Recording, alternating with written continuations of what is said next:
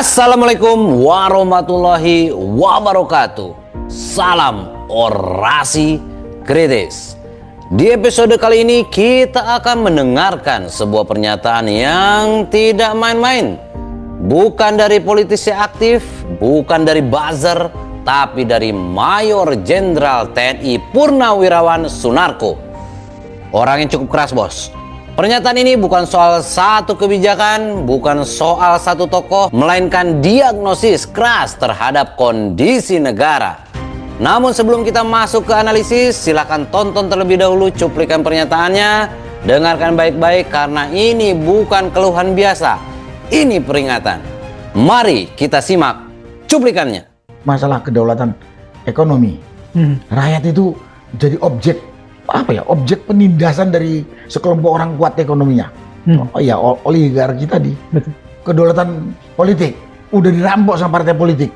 Enak-enak perutnya orang-orang parpol yang ada di di DPR ya? Di DPR. Apa ada DPR itu mau mendengarkan aspirasi rakyat? Nggak ada. Karena itu di luar banyak Keluhan lah ya, sindiran, keluhan, itu kekecewaan. Dewan Pengkhianat Rakyat itu. Iya. Itu politik. Terus hukum sudah amburadul kacau balau nggak karu-karuan. Yang salah bisa dibenarkan, yang benar bisa disalahkan. Kemudian ada penindasan hukum, kelihatannya pemerintah, eksekutif diam saja, legislatif juga diam saja. Ya contohnya teriakan-teriakan adili Jokowi, masalah ijazah palsu, majukan Gibran, anak haram, mana bersuara itu? Itu politik. Iya. Terus masalah sumber daya alam dikuasai oleh segelintir orang. Masalah kewilayahan atau wilayah, masa ada daerah yang harusnya itu milik bersama, contohnya pantai, dikuasai oleh sekelompok orang, pik 1, pik 2, betul. IMIP sana. Nah, karena itu kita yang punya pemahaman tentang itu mencoba untuk bersatu, menggerakkan rakyat, menanamkan kesadaran, mengingatkan pemerintah supaya mengerjakan ini, teriakan rakyat ini. Gitu.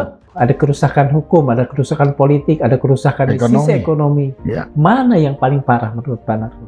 Atau menurut GMKR lah? Semua.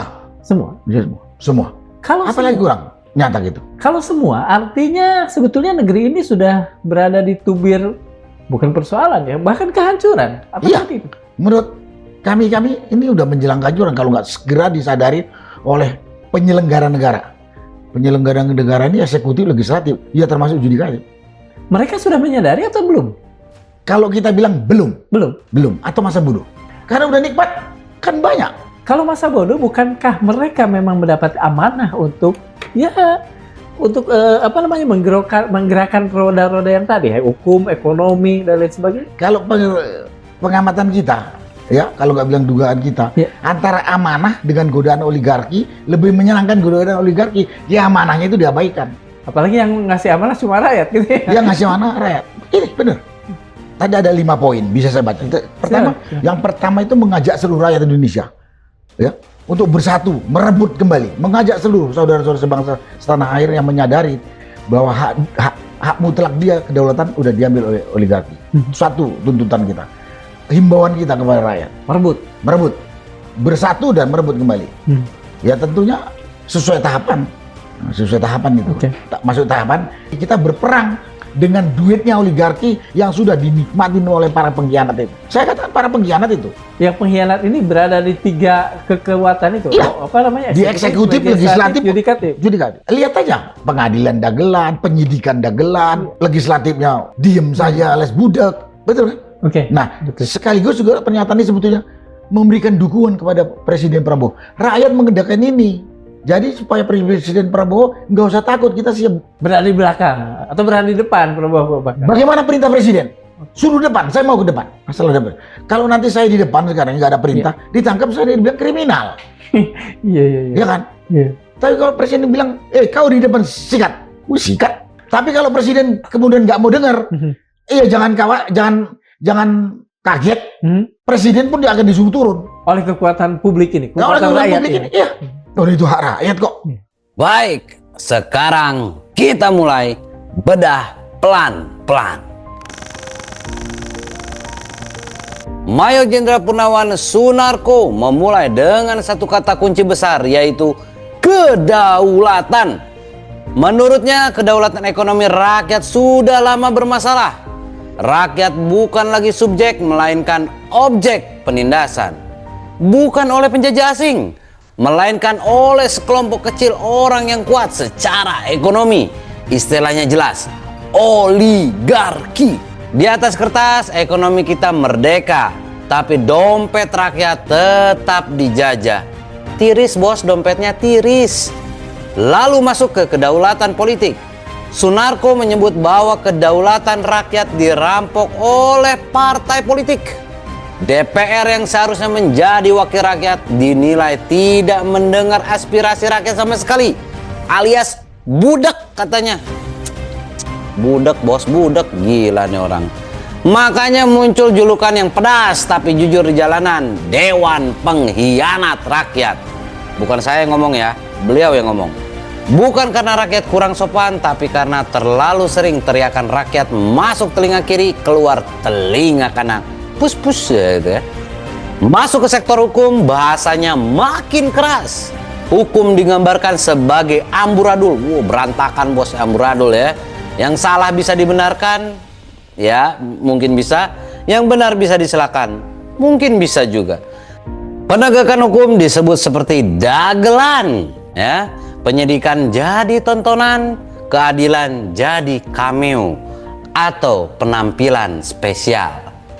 Yang lebih mengkhawatirkan menurut Sunarko, eksekutif diam, legislatif diam, yudikatif ya kita tahu sendiri. Budak mungkin ya, mungkin.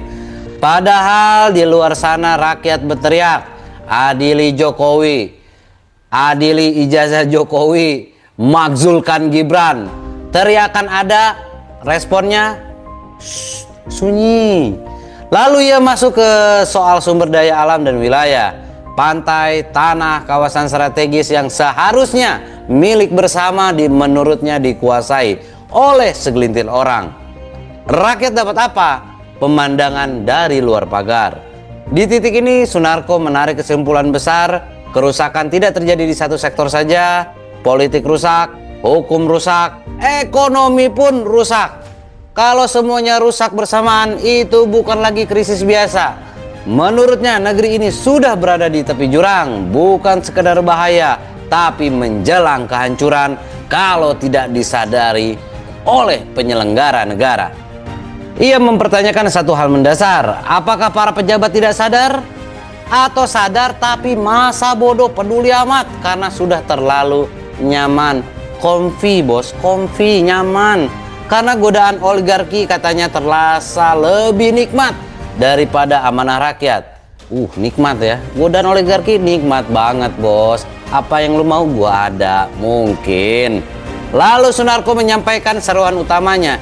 Ia mengajak seluruh rakyat Indonesia untuk bersatu, menyadari bahwa kedaulatan adalah hak mutlak rakyat dan hak itu telah diambil alih oleh oligarki.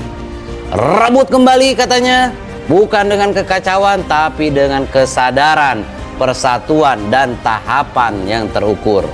Ia menyebut perang dalam arti politik dan kekuasaan.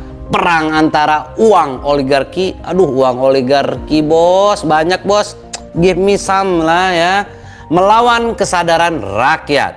Dan di bagian akhir pernyataannya menjadi sangat politis. Sunarko menyatakan dukungan kepada Presiden Prabowo Subianto. Rakyat siap berada di belakang, bahkan siap di depan, tapi dukungan itu bersyarat.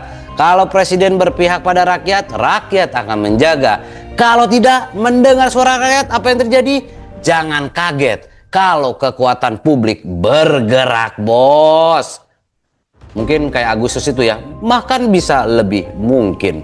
Karena dalam demokrasi katanya presiden bukan pemilik negara, rakyatlah pemilik kedaulatan. Di orasi kritis, kami tidak sedang menghasut, kami sedang merekam peringatan. Peringatan bahwa negara tidak runtuh karena musuh dari luar, tapi karena pengkhianatan dari dalam. Dan seperti yang disampaikan Maijen Purnawirawan Sunarko, amanah rakyat itu ringan diucapkan, tapi berat dipertanggungjawabkan. Terima kasih sudah menonton Orasi Kritis. Jika Anda percaya bahwa negara ini masih bisa diperbaiki, silahkan like, share, and subscribe. Karena diam bukan selalu netral dan kritis bukan berarti makan. Sampai jumpa di episode berikutnya bersama Orasi Kritis.